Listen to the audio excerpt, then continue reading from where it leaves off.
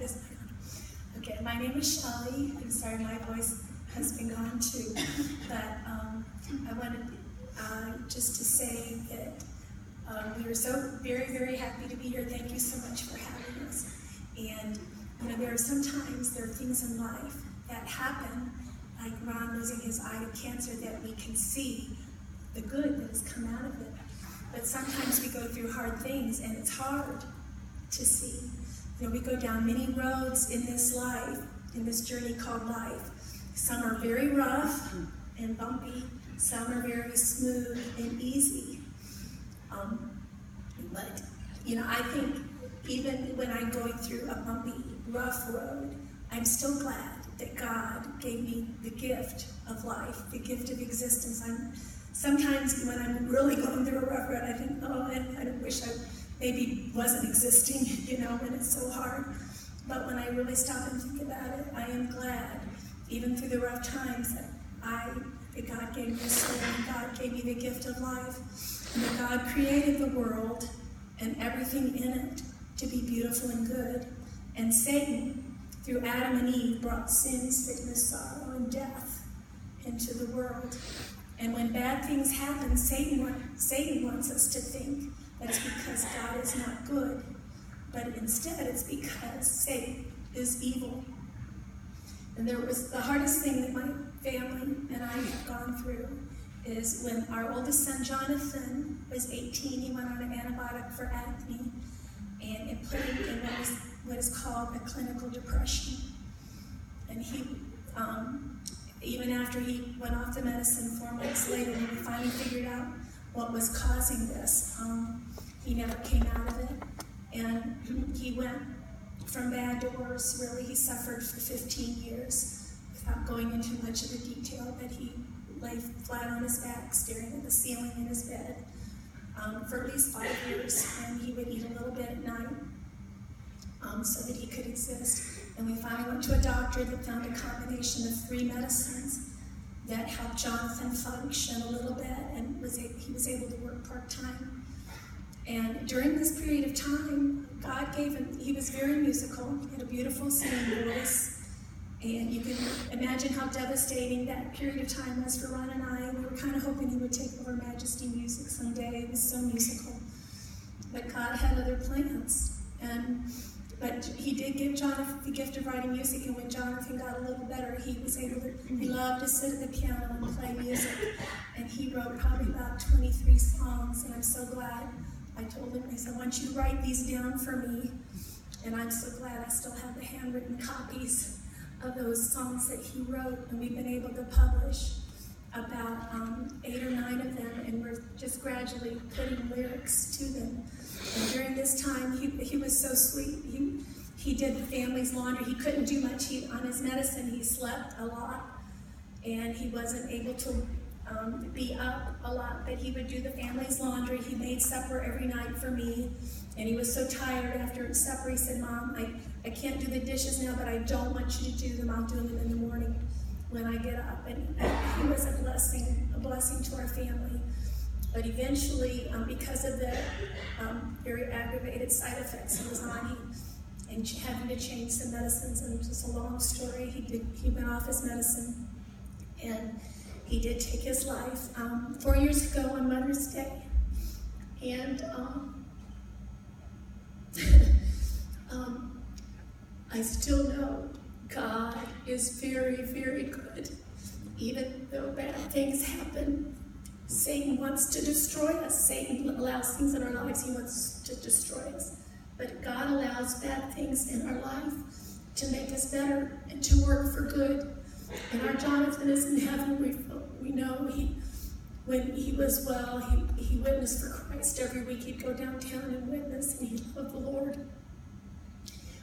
And so we know he's rejoicing in heaven, and we're going to see him one day. And can you imagine how happy that's going to be to see him? But anyway, one of the last songs he wrote, the kids, I call them kids, they're going to sing for you now. A pastor friend of ours, Chris Anderson, wrote the lyrics, and it's "You Are Always Only Good." And after he wrote the lyrics, he said, you know, I think this will kind of be Jonathan's testimony. And it's been a blessing to me, and I hope it's a blessing to you. Amen.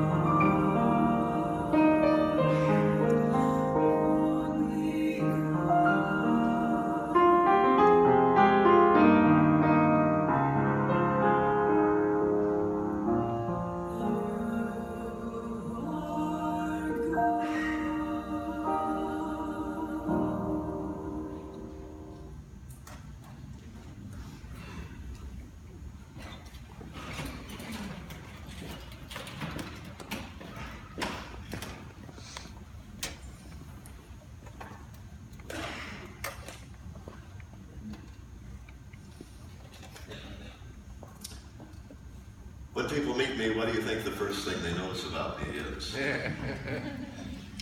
Right, my muscles first. Number two is my patch. Lots of people ask, what happened? And when I was growing up, I always wanted a nickname. I wanted something that sounded dangerous. dangerous and exciting. I even tried to start several on my own. I remember I tried Buck, several others. I tried Meaner, and, you know, it's just a bunch of crazy nicknames. None of them ever caught on. But when I was 28 years old, I went to the eye doctor just for an eye checkup. Shelley scheduled me an appointment with a guy, with an ophthalmologist in Greenville named Dr. Kauser. And so I went in, and he looked at my right eye, everything looked fine. He looked at my left eye, and he said, "Whoa, there's something in there, and I don't know what it is." So he sent me to Emory University Hospital in Atlanta, Georgia. Over the next few months, I went back and forth and back and forth, and every time I went back, the test got a little more serious. The final test, the doctor said, would have to be conducted in surgery. He'd actually have to go inside my left eye and see what that little speck was. And he actually gave me, I didn't understand the process completely, but the day before surgery, he gave me a radioactive injection, then we went to the hotel and checked in for the night. I went in, or Shelley went and checked in, I stayed in the hospital. And then they took me into surgery early the next morning. And when I woke up, Shelley was there, and she said, "It was cancer in your left eye is gone." We were on the leukemia floor, and so we got to go around and witness to the Hills folks. Never had hopes of getting out of the hospital again. But went to church the following Sunday. Well, when I got home, I had a friend of mine named Kevin, who, when I got home, John Wayne was on the television with an eye patch on. I forget what the movie was, but he was wearing an eye patch, and Kevin said, "Come here, look at this thing." So I went in there and looked at the eye patch, and so I got out an old boot of mine and cut out a piece of leather, got some elastic to put around it, and made my first patch. And I got to church the following Sunday, and I was out in front of the auditorium. A bunch of kids came running down and said, "What's that on your left eye?" I said, "Well, it's a pirate patch. I'm a pirate now." They said, "Really?" I said, "Yeah, you can call me Patch the Pirate." So they ran back, told all their little friends. Moments later, I heard it for the first time as all these kids came running to the front shouting, "Ahoy, Patch the Pirate."